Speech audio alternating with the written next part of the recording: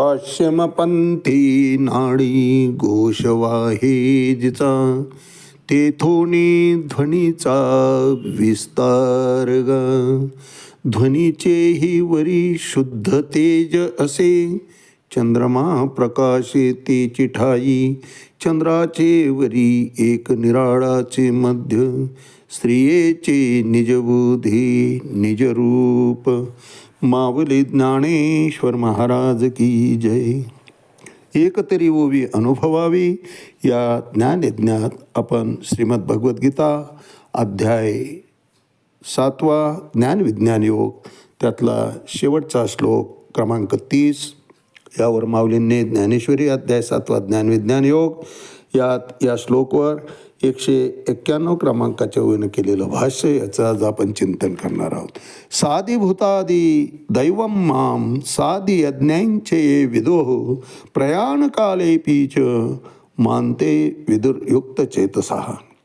अर्थात जे अधिभूत आहेत, अधिदैव यासह आणि अधियज्ञासह भगवंत म्हणतात, मला जे जाणतात ते समाहित चित्त झालेले, अर्थातच शांत चित्त झालेलं भक्त मरणाच्या वेळीही मला जाणतात.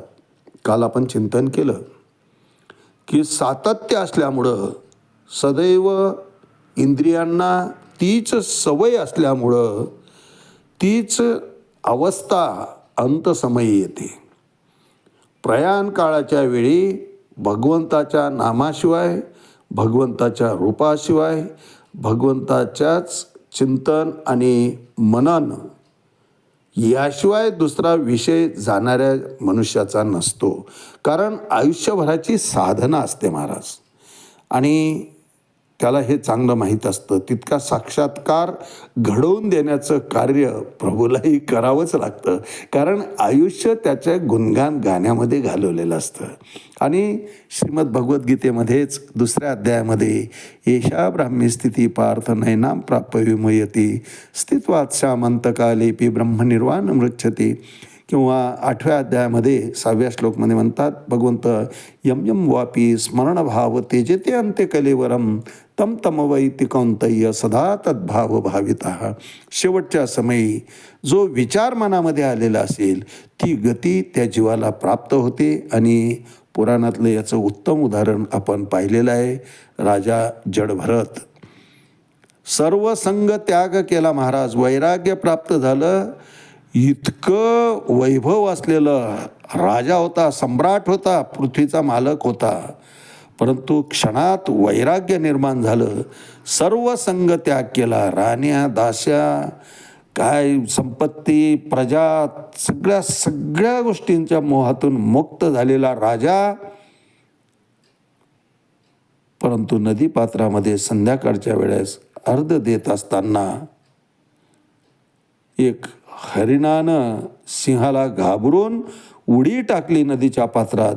ती तर निघून गेली, परंतु एका पाडसाला जन्म दिला. त्या हरणाचं ते पाडस राजानं उचललं, गुदमरून मरल पाण्यामध्ये तरफडून म्हणून उचललं, त्याचं संगोपन केलं. आणि त्याचा लढा इतका लागला महाराज की अंतसमयी जेव्हा आलं त्यावेळेस मनामध्ये विचार काय आला महाराज, की माझ्यानंतर या हरिणाचं कसं होईल, याला सिंह खातील का, हिंसर प्राणी येऊन याचं भक्षण करतील का. आणि याच विचारामध्ये या कुडीतून, या देहातून त्यांचा प्राण गेला महाराज.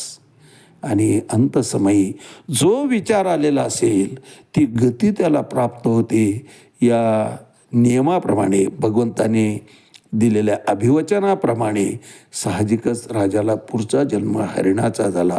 इतका तपस्वी, इतका त्यागी, इतका विरक्त भक्त, त्याची जर एका क्षुल्लक स्मरणानं अशी अवस्था होते, आमचे तर किती विषय शिल्लक राहतात महाराज. मरताना भगवंताचं नाम मुखात यायचं, भगवंताचं रूप स्मरणात यायचं तर सोडाच, समोर जमलेला सगळा आमचा आप्तजन, या शरीराच्या संबंधानं जोडलेले सगळे नाते गोते, त्यांच्यामध्येच जीव अडकतो हो. एखादी अविवाहित मुलगी राहिली असेल, नात असेल, अविवाहित मुलगा असेल, बेकारीनं पछाडलेला सुशिक्षित मुलगा फिरत असेल, नातवंड बेकार असतील, त्यांना काही उद्योग करत नसतील, एक ना अनेक कितीतरी विषय राहतात महाराज. आणि त्या विषयाचं चिंतन करत करतच पश्चातापानं बोलताही येत नाही, व्यथा सांगताही येत नाही, फक्त आतल्या आत तो गुदमरत असतो त्याचा जीव विचारांनी, आयुष्यभर त्याच विचारात राहिलेला असतो, म्हणून त्याची ही अवस्था होते. परंतु जर आम्ही इंद्रियांना भगवंत चरणी सवय लावली, पडिले वळण इंद्रिया सकळ, बस तसेच इंद्रिय वागतात. काय झालं म्हणे, मासे विकणाऱ्या दोन, पूर्वीचा दृष्टांत, आठवडी बाजार नदीच्या पलाड गावाला मासे विकायकरता गेलेल्या, आणि मासे विकत विकत संध्याकाळ झाली आणि अचानक नदीला पूर आला. नदीच्या वरच्या बाजूला पात्रामध्ये उगमस्थानाकडं पाऊस झालेला असेल, अचानक पूर आला, पुलावून पाणी गेलं महाराज. आता जायचं कसं घरी? बाजूला फुलं विकणारी माळीन मावशी असायची. ती म्हणली, बाई आता कसं जाणार तुम्ही, चला माझ्या घरला, तिथंच आश्रयित राहा आणि सकाळी उजेडल्यावर जावा, तोपर्यंत पाणीही कमी होईल, पुराचं रहदारी सुरू होईल. अर्थातच गरज होतीच, यांना तेच हवं होतं. गेले. परिचय असल्यामुळं काही असं संकुचित वाटलं नाही. माळीन मावशीला वाटलं की दोन्ही स्त्रिया आहेत, म्हणून त्यांची स्वतंत्र रूममध्ये झोपण्याची व्यवस्था केली आणि बाकीचं कुटुंब आपल्या दुसऱ्या रूममध्ये झोपलं तिचं स्वतःचं. ती रूम तिच्या फुलांच्या त्या ठिकाणी मोगरा, जास्वंदी वगैरे फुलाच्या टोपल्या भरलेल्या होत्या त्या रूममध्ये.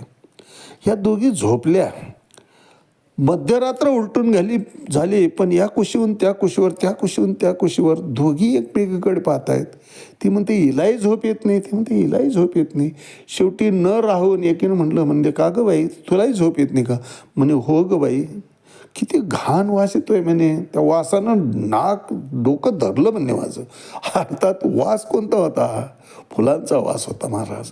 पण त्यांना सतत वेगळाच वास घ्यायची सवय. शेवटी त्यांच्या माशाचे जे टोपले होते ते त्यांनी आपल्या तोंडावर पालथे करून टाकले, तेव्हा ती शांत झोपी गेली महाराज. पडिले वळण इंद्रिया सकळ. आपला दोष नाही तिथं. इंद्रियांना जशी आम्ही सवय लावू तसे इंद्रिय कार्य करत असतात. आणि म्हणूनच भगवंत सांगतात की असे कृष्ण भावनाभावित भक्त, त्यांचा विषयच मी होऊन गेलेला असतो. माझ्याशिवाय दुसरं कुठलंही ते चिंतन करत नाही. जे काही कार्य करतात ते करीत असलेलं कर्म आणि त्या कर्मापासून उत्पन्न होणारं फळ, हे दोन्ही माझ्या ठिकाणी समर्पित करतात आणि मुक्तानंदामध्ये सतत वावरत असतात. प्रयाण काले पीच मामते विदुर्युक्त चेतसा. ती सवयच त्यांच्या इंद्रियांना लागलेली असल्यामुळं म्हातारपण जरी असलं, जरा मरण मोक्ष आहे व तिन्ही अवस्था, जन्म मृत्यू, जन्म असो मृत्यू असो, किंवा प्रयाण काळ असो, किंवा वृद्धापकाळानं पिढेनं जर्जर दुःख नशिबी आलेलं असो, अशाही प्रसंगी त्यांच्या मुखातून माझंच नाम येतं. त्यांचं कार्य माझ्या इच्छेप्रमाणेच कर्तव्य कर्म समजून ते कर्म करत राहतात. लोककल्याणाकरताच उर्वरित आयुष्य ते घालतात. ज्या क्षणी मी त्यांना कळतो त्या क्षणापासून त्यांचं स्वत्व विरून जातं, माझ्याशी एकरूप होऊन जातं. आणि त्यामुळं साहजिकच इंद्रियांना ती सवय लागलेली असल्यामुळं संपूर्ण आयुष्यभर माझं नाव घेतात, त्यात नवल नाही. मरते वेळेसुद्धा प्रयाण काले पीच मामते विदुर्युक्त चेतसा. शेवटच्या समयीसुद्धा मुखामध्ये माझंच नाम येतं. तुका म्हणे हा तो जाणतो कळवडा, म्हणून अजामेळा उद्धरले. अजामेळाचं सर्वोत्कृष्ट उदाहरण आहे महाराज या बाबतीत, की अंतसमयी फक्त नारायण म्हणला, मुलाचं नाव नारायण होतं तरी नारायणाला पार्षद पाठवावं लागले, स्वर्गप्राप्ती झाली महाराज. इतकं भाग्य अंतसमयी मुखी नाम आलं तर मिळतं, परंतु त्याकरता आयुष्यभराची साधना लागते, तरच ते नाव मुखामध्ये येत असतं. माऊली यावर भाष्य करताना 191 क्रमांकाची ओवी अध्याय 7 ज्ञानेश्वरीमध्ये म्हणतात, ऐसा वरिची लिची बरवा, सुखे जावो लागले फावा, तव रसस्वादाचिया हावा, लाहो केला. अर्जुन इतका उतावीळ झालेला आहे भगवंताचे उपदेशात्मक अमृतरूपी शब्द टिपण्याकरता, ते श्रवण करण्याकरता, अंतःकरणात साठवण्याकरता इतका आतुर झालेला आहे. त्याचं वर्णन माऊली या ठिकाणी करत आहेत की ऐसा वरची लियाची बरवा, सुखे जावो लागले फावा. अर्थात ज्याप्रमाणे त्या फळाचं बाहेरचं स्वरूप सुंदर सौंदर्य पाहून जसं आपल्या तोंडाला पाणी सुटतं महाराज, त्याचा आनंद आपला वाढू लागतो की आहा काय फळ आहे, पाहिल्याबरोबर त्याला पुन्हा कधी खाऊ की असं होतं. त्या फळाची चव घेण्याकरता उत्कट इच्छा आपल्यामध्ये निर्माण होती. तशी अवस्था अर्जुनाची झालेली आहे की कधी संपूर्ण उपदेश शब्द न शब्द मी अंतःकरणात साठवेल, केव्हा त्याचं मी ग्रहण करल, अशी घाई अर्जुनाला झालेली आहे. ऐसा वरची लाची बरवा, फळ फक्त वरूनच सुंदर दिसलं तरी त्याच्याविषयी आकर्षण सुरू होतं. सुखे जावो लागले फावा, तव रस स्वादाची हवा, त्याचा रस चाखण्याची, फळ पाहिल्याबरोबर हातात एखादं सुंदर फळ यावं, आंबा यावा, आणि हापूस आंब्यासारखा आंबा आधीच फळांचा राजा आणि एकदम तेजस्वी असा तो पिकलेला घमघमाट, त्याचा वास यावा, त्या स्वादानं आतला रस खाण्याची आपली जशी उत्कट इच्छा होती की कधी याला पिळू आणि तो रस प्राशन करू, तशी अवस्था माऊली म्हणतात अर्जुनाची झालेली आहे. ऐसा वरची लियाची बरवा, सुखे जावो लागले फावा, तव रस स्वादाची या हावा, लाहो केला. प्रारंभ झालाय. आज याच ठिकाणी थांबूया. रामकृष्ण हरी पुंडलिक वरदा हरी विठ्ठल. श्री ज्ञानदेव तुकाराम पंढरीनाथ भगवान की जय. माऊली ज्ञानेश्वर महाराज की जय. जगद्गुरु तुकाराम महाराज की जय. शांती ब्रह्म एकनाथ महाराज की जय. आदिशक्ती मुक्ताबाई की जय.